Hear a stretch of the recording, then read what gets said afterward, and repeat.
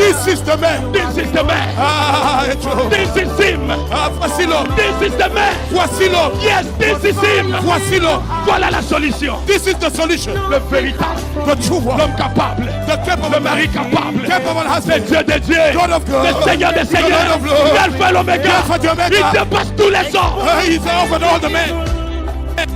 Consume every wickedness. You are the all-consuming fire. Come and manifest yourself. You got fire in your eyes, Lord. Nothing hides from you. You see everything, Lord. Even the deepest secret of men, Lord. Expose every evil. Consume every wickedness. Give us the victory, Lord. Come and manifest yourself. Consuming fire. Je le crois I believe de tout mon cœur with all my heart que Jésus est Seigneur. that Jesus is the Je Lord. sens le feu, frère. Oh, I feel the J'ai envie fire. d'enlever même mes chaussures. I want to remove my shoes. I feel the heat. Ça me sort partout. Oh, it's coming everywhere. Salut tout le monde, c'est encore moi Léa Mbia de votre émission que vous aimez beaucoup, Les Échos de Charlotte. Aujourd'hui, je ne suis pas seule, je suis accompagnée de Samuel Mouya, mon confrère du travail, et nous allons parler de ce que Dieu a fait ces derniers temps. Et si nous n'en parlons pas, nous serons vraiment ingrats. Et je profite pour vous remercier pour votre soutien. Nous voyons vos appels, nous voyons vos messages, nous voyons vos commentaires. En tout cas, merci beaucoup pour cela. Et aujourd'hui, nous allons parler avec l'homme de Dieu, le pasteur Atapi Singamba, de ce que Dieu a fait ces derniers temps. Nous allons commencer par la campagne « Où passeras-tu l'éternité » et Frère Samuel. Ah oui, comme vous l'avez introduit Léa, merci. Nous avons notre invité ici, c'est un homme de feu, le pasteur Atapi Singamba. Il a organisé la campagne « Où passeras-tu l'éternité » Révérend, bonsoir.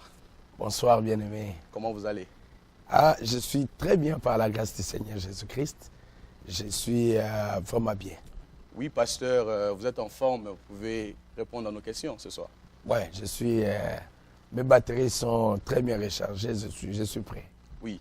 Nous avons vu la campagne « Où passeras-tu l'éternité » Ça a quand même bougé le monde.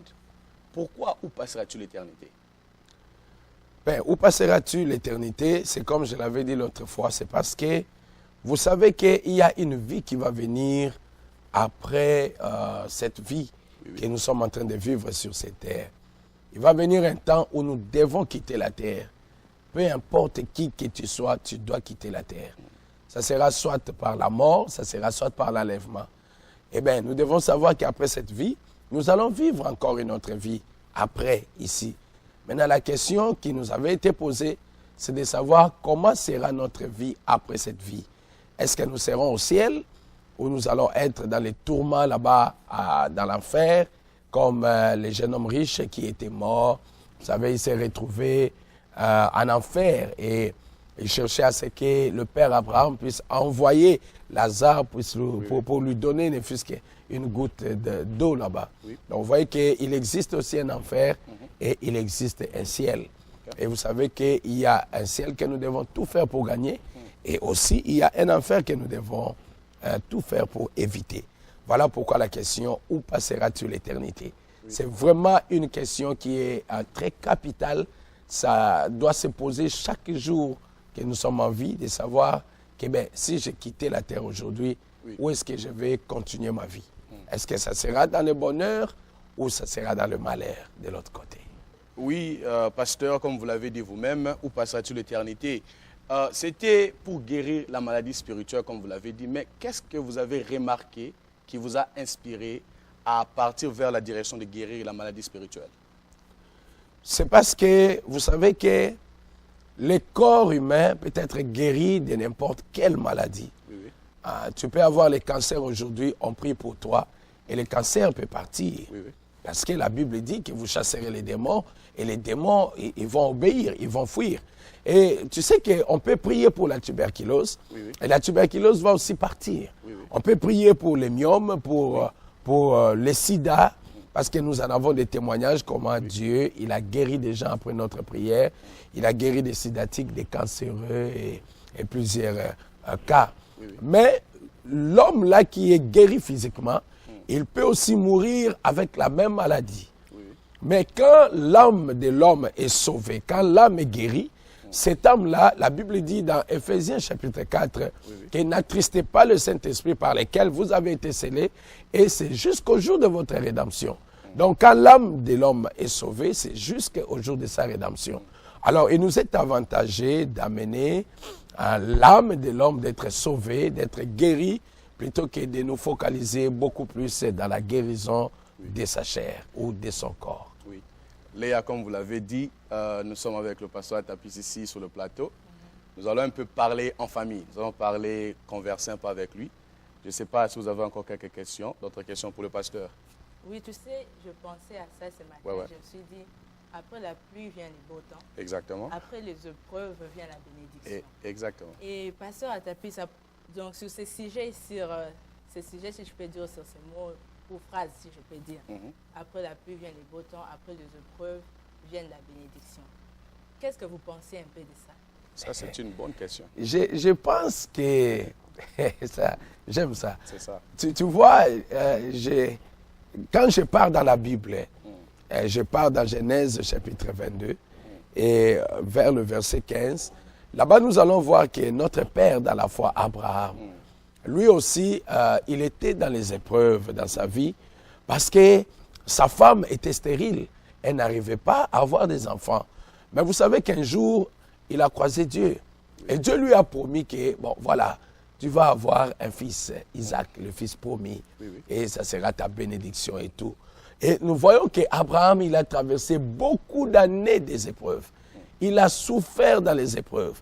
Il a accepté les moqueries, les insultes, les calomnies. Il a supporté tout ce qu'il pouvait supporter parce qu'il avait fixé ses regards vers la promesse de Dieu. Et il savait qu'après les épreuves, il va venir un temps où Dieu va me bénir. Donc il le savait. Il savait qu'après un temps des difficultés, des souffrances, ça vient aussi le temps de bénédiction. Voilà pourquoi les épreuves, c'est bien, mais après chaque épreuve, ça doit amener la bénédiction. Voyez, alors, quand Dieu l'a béni, Dieu lui a donné Isaac, et après, là où je suis en train de lire, dans Genèse chapitre 22, vous allez voir que Dieu l'a soumis encore dans une autre épreuve.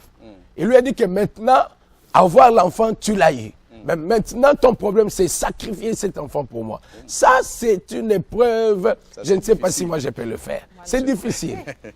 Je ne sais pas. Donc, imagine-toi, ma sœur Léa, toi, comme tu es là, tu es en train d'attendre de devenir le PDG de votre compagnie là.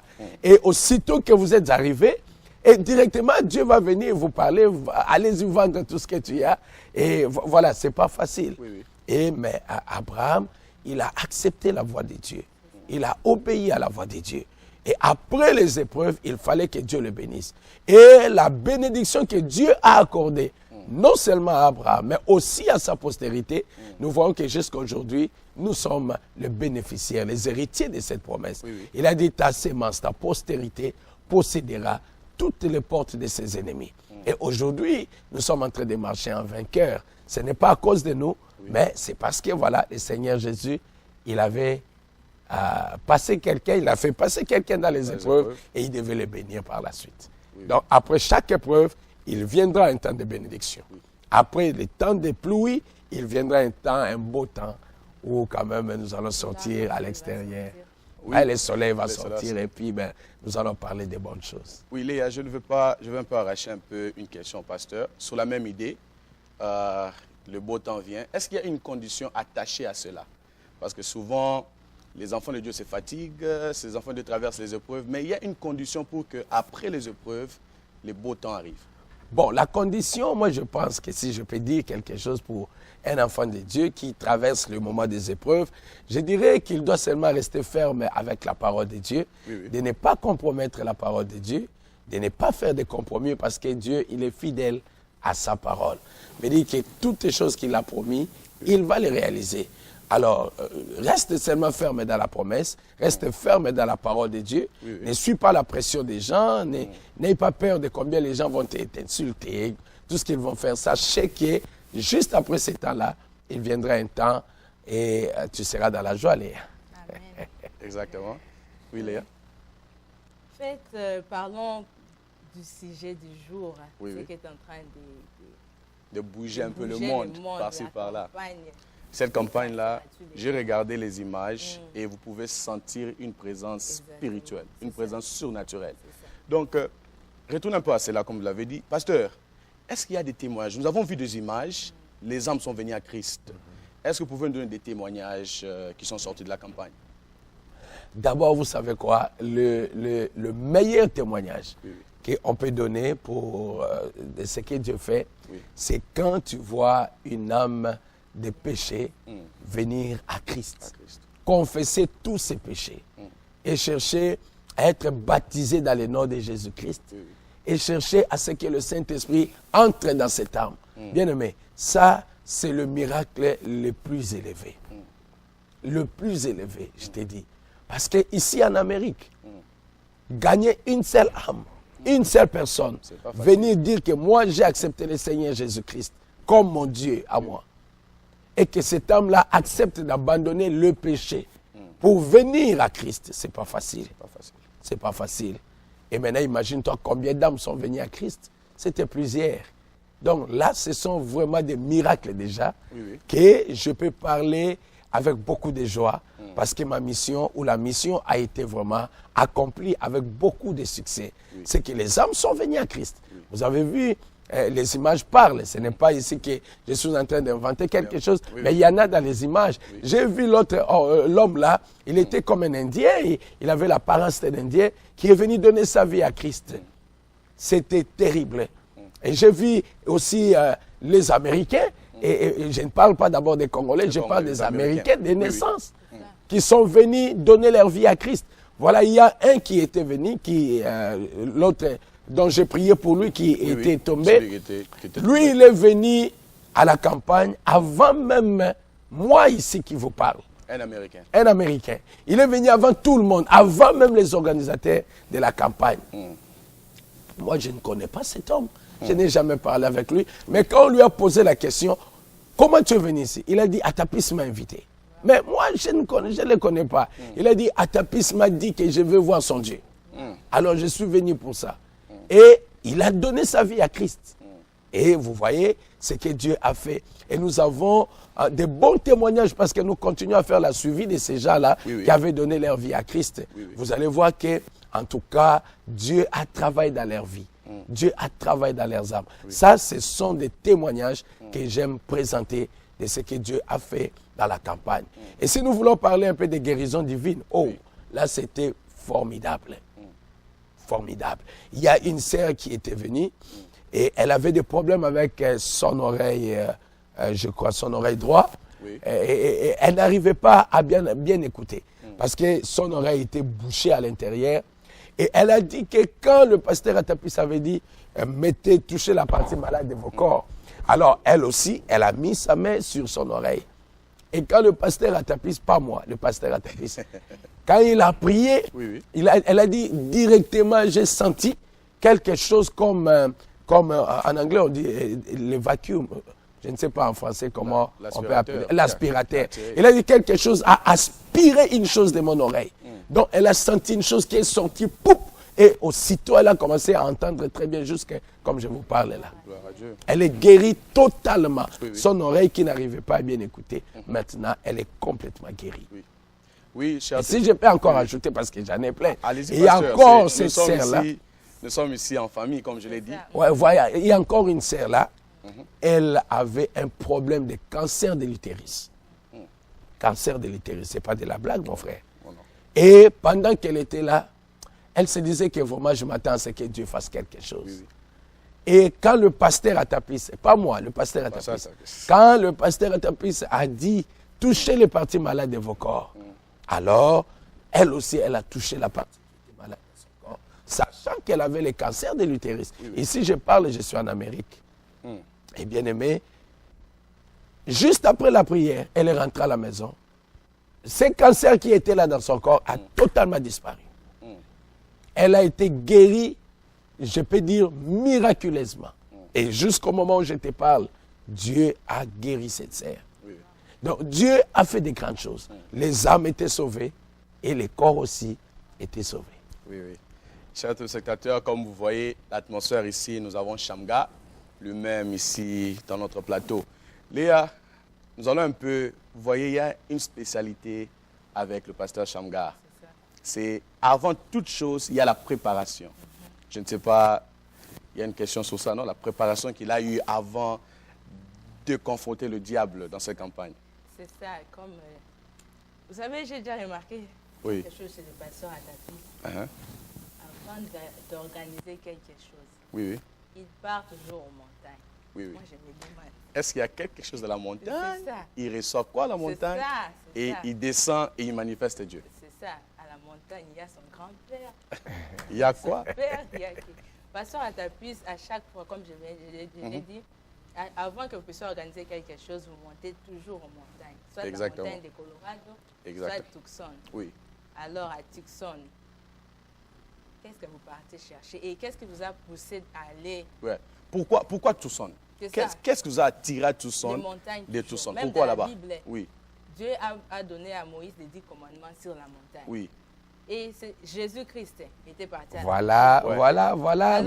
Mais pasteur, il y a plusieurs... Vous répondez déjà à ma place. Non, nous répondons pas, ça. Mais ça nous tique un peu. Parce qu'il y a plusieurs montagnes. Oui. Mais pourquoi la montagne de Tucson? Bon, si je peux parler, je crois que Léa m'a déjà aidé.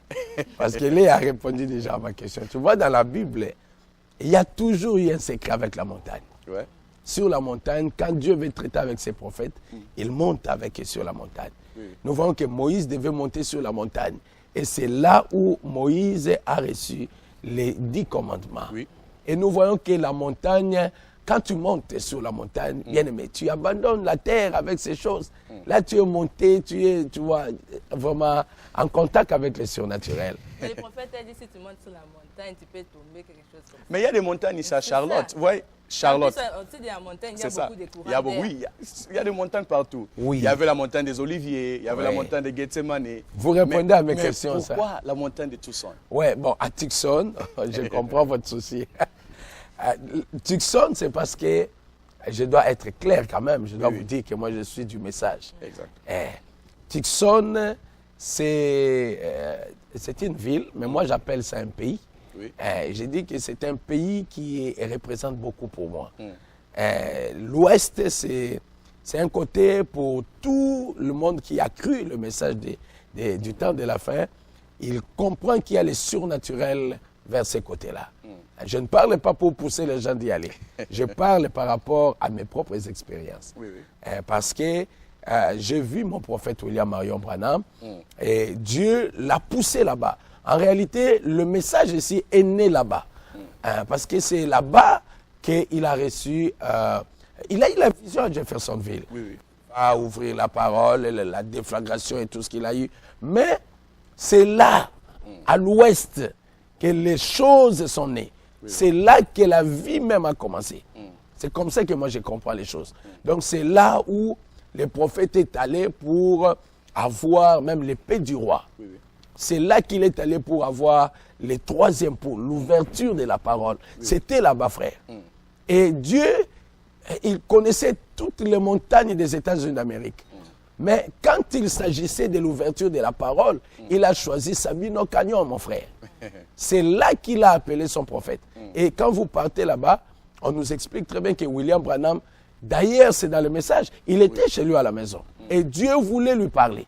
Dieu lui a dit que non, maintenant tu dois monter sur la montagne.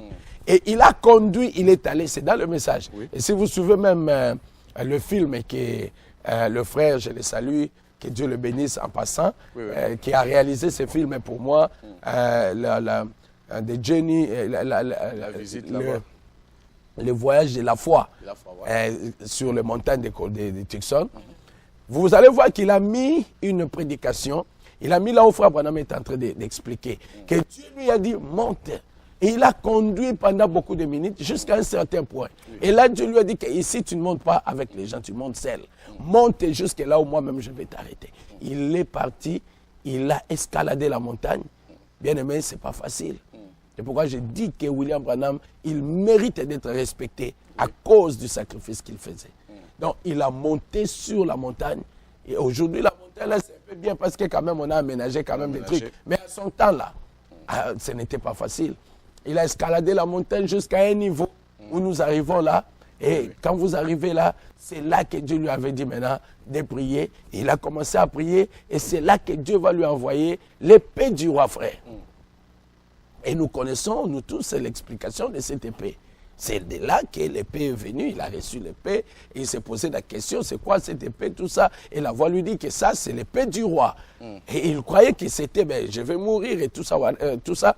Mais la voix va lui dire que non, c'est le changement de ton ministère, tu ne vas pas mourir. L'épée du roi. Et il a dit que cette épée-là est repartie. Là, l'endroit où ne me posait même pas la question d'où est-ce que c'est parti, parce que c'était rentré là où, d'où est-ce que ça venait. Vous voyez, ça veut dire que cette montagne a une signification pour nous, les fils de Malachi 4. Alors, quand il s'agit maintenant, pour moi, d'organiser quelque chose qui a besoin de ça, des surnaturels et tout, en tout cas, je m'inspire à la manière dont Dieu a traité avec son serviteur, les prophètes, et je pars sur ses traces, parce que je sais que partout là où Élie avait marché, il a quand même laissé quand même des trucs. Il y a des choses. Il y a quand même des choses qui nous attirent là-bas. Donc, voilà pourquoi je pense que j'ai répondu à ta question.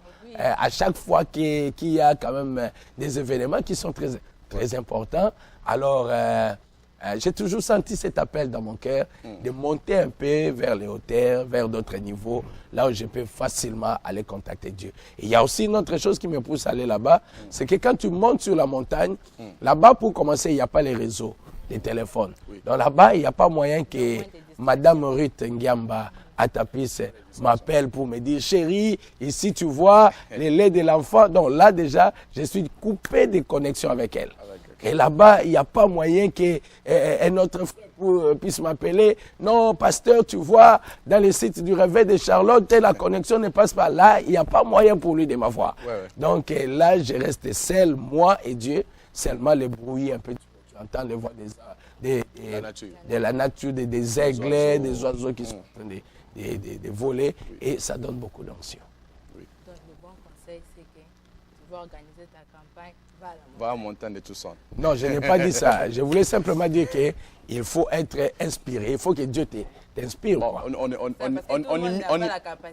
on imite aussi de bons exemples. Donc, vous voyez, nous voyons qu'il y a des résultats. Donc, si vous voulez des résultats, montez à la montagne. Mais ce n'est pas tout le monde qui monte là-bas qui a des résultats, tu vois. Chacun a sa manière. Non, si ce n'est pas tout le monde qui a des résultats. C'est ça. Chacun a sa manière de se connecter avec Dieu. Donc, il ne faut pas imiter quelqu'un simplement parce que tu veux l'imiter. Il faut que Dieu puisse convaincre ton cœur à faire ce que tu dois faire. Voilà. Ce n'est pas imiter. Moi, je n'ai pas imité quelqu'un pour aller prier sur la montagne là-bas. Mais j'ai regardé mon prophète, comment il le faisait. Je priais et Dieu m'a convaincu de faire la même chose. C'est pourquoi je l'ai fait. Donc, c'est une inspiration divine. Amen. Donc, chacun doit chercher une inspiration divine. Amen. Après Charlotte, je sais qu'il y a beaucoup à parler ça, Charlotte. Nous avons vu le pasteur en Haïti. En Haïti, dans le monde des voodoo, là où il y a toutes choses du mal. Hein? Et le pasteur, vous êtes parti là-bas, vous avez prêché et Dieu s'est manifesté. Pasteur, comment ça a été là-bas en Haïti? En Haïti, c'était glorieux.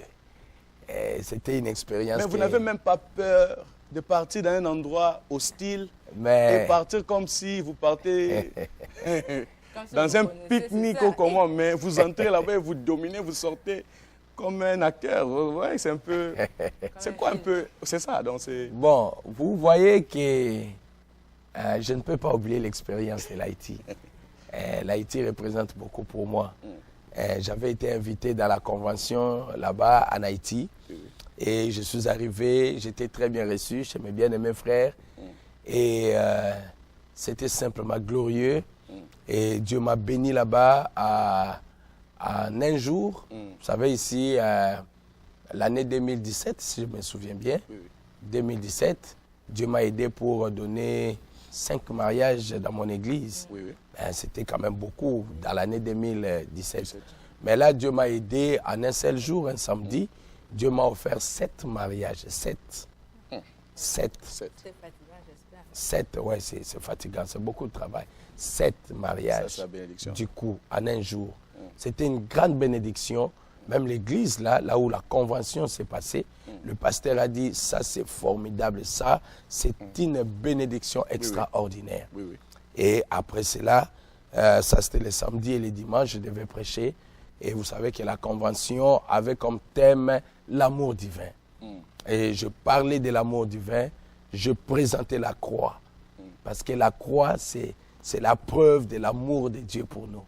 Christ, Jésus, il a quitté le ciel. Il est venu sur la terre simplement pour mourir. Il n'est pas venu pour lui-même, mais il est venu pour vous et moi. Vous voyez? Donc nous sommes obligés de l'accepter comme notre Seigneur et notre Sauveur. Donc cette invitation-là, je lance ça même à vous, dans les échos de Charlotte, que vous devez accepter le Seigneur Jésus-Christ comme votre Seigneur, comme votre Sauveur. Et c'est ça la preuve même de l'amour de Dieu pour l'humanité. C'est qu'il a envoyé son Fils unique. Il n'a pas deux fils. Le Fils unique qu'il avait, Jésus-Christ, il a envoyé sur la terre mourir pour nous. Et ce jour-là, sur le calvaire, il est mort, nu, entre le ciel et la terre. Il a pris sur lui nos péchés, nos iniquités, nos maladies, tout ce que nous faisons de mal aujourd'hui. Jésus, il a pris ça sur lui. Et quand il était mort, il a dit, Père, j'ai tout accompli. Il a payé au double de tous nos péchés pour qu'aujourd'hui nous puissions être des gens sanctifiés, des gens saints, des gens aujourd'hui nous sommes dignes d'aller même au ciel pendant que hier nous étions indignes d'aller au ciel. Et j'ai présenté aux gens le Seigneur Jésus-Christ. Je leur ai montré que Jésus, quand il est mort à la croix, c'était pour deux choses. C'était pour sauver nos âmes et c'était aussi pour guérir nos corps. Alors, c'était une prédication qui était vraiment à la hauteur. Et parce que Dieu était élevé à un niveau supérieur, il était obligé de descendre et de faire aussi des grandes choses. Alors, c'était les jours où Dieu m'a fait la grâce de voir une maman, une sœur, qui était alitée, qui était condamnée sur la chaise roulante pendant plus de 5 ans, je crois, plus de 6 ans. Et Dieu nous a fait la grâce. Mais parce que quand vous avez vu la maman là venir dans un endroit hostile, comme je l'ai dit, comment vous vous êtes senti? Quelqu'un qui vient sur la chaise roulante, ce n'est pas à Charlotte, c'est en Haïti. Tout le monde vous regarde. Comment vous vous êtes senti? Normal. Normal. J'étais normal. Comment normal? Non, comment ça peut être normal? Parce que s'est jamais arrivé. non. Vous voyez, à Charlotte, ça se comprend. Oui. Charlotte, c'est à la maison. Oui. Mais en Haïti, dans un même terrain... à Charlotte aussi, il n'y a jamais eu quelqu'un qui est venu. Qui vient là. Quelqu'un, Dieu vous donne un trophée comme ça, bon, on peut dire trophée. Il vient devant vous pour la première fois. Vous n'avez pas eu peur? Vous n'avez pas prié, dire Seigneur, je n'avais pas eu peur. Quelque chose, rien? Non, je n'avais pas eu peur. J'étais seulement calme parce que il nous avait été demandé par les pasteurs de l'église que les gens puissent venir passer devant tous les ministres qui étaient là et pour que nous puissions imposer nos mains sur eux. Et c'est la chose qui était faite. Nous étions en train d'imposer nos mains sur les gens pour recevoir la bénédiction. Et tout d'un coup, on va amener notre maman là, la sœur, qui était sur la chaise roulante. Alors, quand on l'a amenée, j'ai vu un prédicateur qui était à côté de moi. Il m'a signalé, il m'a tapoté sur l'épaule pour me montrer la chaise roulante. Et là où j'étais, pour moi, je n'avais même pas un sentiment de peur. Je n'avais même pas une seconde pensée. Seulement, je l'ai regardé, il m'a montré la chaise roulante. J'ai dit, ah, ok. Alors, je suis descendu là où il y avait la chaise roulante. Et je regardais la maman, la sœur qui était là-dessus. Et simplement, j'avais eu un sentiment de pitié pour elle. Parce que je me suis dit, si Dieu pouvait la faire quitter cette chaise-là, ça serait une bénédiction pour elle d'abord. Alors, je vis les hommes de Dieu, les ministres qui étaient venus aussi entourer la sœur.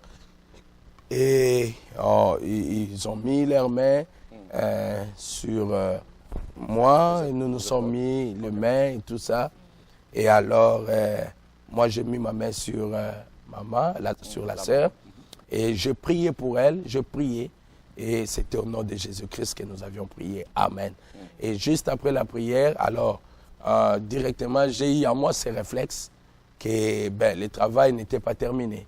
Il fallait arriver jusqu'au bout, jusqu'à la fin. Et c'est alors que voilà, la chose est arrivée. Je posais la question à la sœur si elle voulait s'élever. Elle m'a dit oui. Alors je lui ai dit que je vais t'aider, comme ça tu vas t'élever. Et je l'ai tenu par mes mains. Et il y avait d'autres prédicateurs, deux qui m'ont aidé. Nous l'avons soutenu. Elle s'est mise debout. Et quand elle s'est mise debout, la salle était vraiment dans tous les états. Donc, il y avait des bruits, il y avait les cris, il y avait des pleurs, il y avait l'onction, il y avait tout. Alors là, moi, je me sentais maintenant devenir un peu costaud plus que la chaise roulante. Alors, c'est alors que j'ai dit à la sœur, tu es debout, ça c'est bien, mais maintenant tu vas marcher. Elle a dit que je n'ai pas des cannes, de béquilles là pour marcher. Je lui ai dit que moi, je vais être la personne qui va t'aider. Et tu vas marcher. Elle m'a dit d'accord. Et j'ai tenu sa main et j'ai dit au nom de Jésus-Christ, marche. J'ai dit au frère de la laisser. Et elle marchait. Elle a commencé à faire un pas. Je lui ai dit au nom de Jésus, marche, marche. Et là, je la tenais toujours entre mes mains. Et après, je lui ai dit que maintenant, je vais te demander quelque chose qui n'est pas facile. Et elle a dit, c'est quoi? J'ai dit, tu vas marcher seule. Elle a dit, ok. Elle m'a dit, ok. Je lui ai dit, marche au nom de Jésus-Christ. Je vais enlever mes mains et tu vas marcher. Elle a dit, je marche au nom de Jésus. J'ai dit, répète ça 3 fois. Pendant qu'elle répétait, moi, j'ai enlevé ma main. Et je lui ai dit, marche maintenant. Elle a marché. Et quand elle a marché, les gens ont crié, l'onction était là, tout le monde était dans l'étonnement. Les images en parlent. Vous allez voir, même il y a des photos qu'on a prises. Les gens étaient vraiment dans tous leurs états, avec leur bouche ouverte, et ils regardaient, mais qu'est-ce qui se passe? Et elle a marché. Et après, il y avait son bras qui ne bougeait pas aussi parce qu'elle avait eu l'AVC, la paralysie, pendant beaucoup d'années. Et j'ai dit que les bras ici, ça doit bouger. J'ai prié pour ça, j'ai essayé un peu de soulever 2 fois. Et la 3e fois, je lui ai dit, fais ça toi-même. Elle a fait. Elle a soulevé. Donc, c'était une fête comme jamais. Et quand elle devait retourner pour s'asseoir, elle a demandé une chaise normale. Et elle s'est assise sur la chaise roulante. Sur la chaise normale. Et quelqu'un d'autre poussait la chaise roulante. Donc, c'était une victoire terrible pour le peuple d'Haïti. Jésus-Christ a vaincu et il avait fait des choses extrêmement extraordinaires. Si ça se dit. Léa, comme le pasteur l'a dit, je ne sais pas si tu sens ce que je sens, l'homme de Dieu qui marche avec le feu. Je ne sais pas si tu as quelque chose d'ajouter encore. En fait, en tout cas, le pasteur a presque répondu à toutes mes questions. Donc, Dieu ne fait qu'agir, Dieu ne fait qu'agir. Il avait agi hier, il agit aujourd'hui. Il a agi l'année passée, il agit cette année, il va encore agir l'année prochaine, mais cette année n'est pas encore terminée. Nous savons que certainement il y a encore des projets. Pasteur, est-ce que vous avez d'autres projets avant la fin de l'année? Oui, j'ai des projets parce que Jésus-Christ est vivant. Parce que Jésus-Christ est vivant, nous devons aider les gens qui ont des problèmes. Nous devons prier pour les gens qui sont malades. Nous devons évangéliser. Nous devons tout faire parce que très bientôt le Seigneur Jésus-Christ vient pour nous prendre. Alors, je crois que si Dieu le permet, avant la fin de cette année, je vais encore appeler le frère Samuel et la sœur Léa des Échos de Charlotte et nous essaierons un peu de discuter sur les projets que nous allons avoir. Mais certainement que nous aurons à faire quelque chose pour la gloire de Dieu. Il y a l'église de Charlotte vit et Dieu est en train de bénir cette église. Dieu est en train de nous donner des chantres, de meilleurs chantres qui sont en train de composer des chansons. Ils sont en train de vouloir produire leur musique chrétienne. Et tout ça là, ce sont des événements que nous allons avoir pendant cette année ici. Nous devons en parler parce que nous aurons à avoir le temps de l'adoration, de louer Dieu, le temps de faire sortir les enfants de Dieu qui sont sur les chemins dont je parle des musiciens et qui ont déjà fait, Donc, faire un peu la promotion. faire la promotion, faire la musique et des réunions de réveil, bien sûr, avant la fin de l'année. Et nous allons aussi en avoir, prier pour la délivrance des enfants de Dieu et pour la guérison des l'âme, bien sûr. Wow. Je sais que nous chutons déjà vers la fin, mais il y a quelques points là. Le pasteur, vous étiez parti à Montréal aussi, mais là, on vous a quand même un peu vu dans une autre casquette. Mais malgré ça, le feu était toujours là. Pasteur, parlez-nous un peu de ça. Dans une autre casquette, mais le feu est là. Bon, à Montréal, je suis allé dans la campagne Docteur Jésus. Oui, ouais. Oui, je suis parti là-bas. Vous savez que Dieu m'a fabriqué d'une manière telle que j'aime le réveil. J'aime l'onction. Oui, oui. Et quand l'onction est là, je suis à l'aise. Oui. Alors, quand je suis parti, il m'avait été demandé quand même de chanter quelque chose pour la gloire du Seigneur Jésus-Christ. Oui. Et bon, Dieu, il est toujours bon pour nous. Et voilà, il s'était manifesté. Il y avait beaucoup de présence de Dieu. Il y avait beaucoup d'onction. Et je crois que c'était une grande bénédiction pour les enfants de Dieu. Et j'ai dit merci à Dieu pour sa présence. Ouais, ouais. Et au Brésil aussi, nous avons vu accompagner le révérend Baruti. Et vous avez aussi l'occasion de prêcher là-bas au Brésil. Oui, j'ai prêché là-bas. Je prêchais le lundi et le mardi. Ouais, ouais. Le lundi, j'avais prêché chez le pasteur Alex. Il est à 70 km, je crois, de Rio de Janeiro. Oui, oui. Et lui, c'est un Brésilien ou... Il est un Brésilien. Okay. Il est un Brésilien et il m'aime tellement beaucoup. Il regarde nos images sur YouTube. Et quand il a eu l'occasion de me voir en live, alors il a dit que non, mais tu ne rentres pas, tu dois prêcher chez moi. Imaginez-vous qu'ils n'ont pas quitté le lundi, mais il a appelé son église pour que nous puissions prêcher le lundi. Alors, vous savez, Frère Branham a dit ceci. Frère Branham dit que quand je vois un pasteur qui a les soucis de ses brebis, les soucis de son église, l'homme qui travaille pour l'intérêt de son église, Frère Branham dit que je vais ôter mon chapeau en signe de l'honneur ou de reconnaissance pour cet homme. Il est un bon pasteur. C'est ce que le pasteur Alex m'avait prouvé, parce que après que nous soyons chez le pasteur Ézéchiel, lui, il a dit que nous devrions prêcher là-bas. Il a appelé son église pour venir ce lundi-là. Et je prêchais les lundis, je prêchais sur ta parole. Bien aimé, il y avait Dieu sur la scène. Il y avait beaucoup de présence de Dieu. Et le mardi, c'était le tour du pasteur Corneille.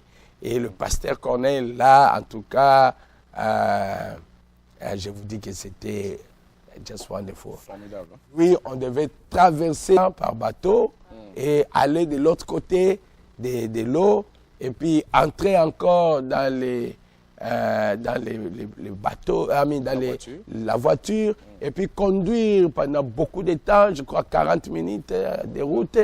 Et là, on a encore prêché la parole de notre Dieu et c'était une grande bénédiction pour les enfants de Dieu qui avaient suivi et qui continuent à les suivre parce que les images se trouvent sur Internet.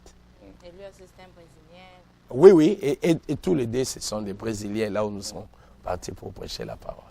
Et bon, pasteur, nous chutons déjà vers la fin de notre émission. Quels sont vos derniers mots? Mes derniers mots pour cette émission, bien sûr. Pour cette émission, parce que d'autres. 2018 n'est pas encore terminé.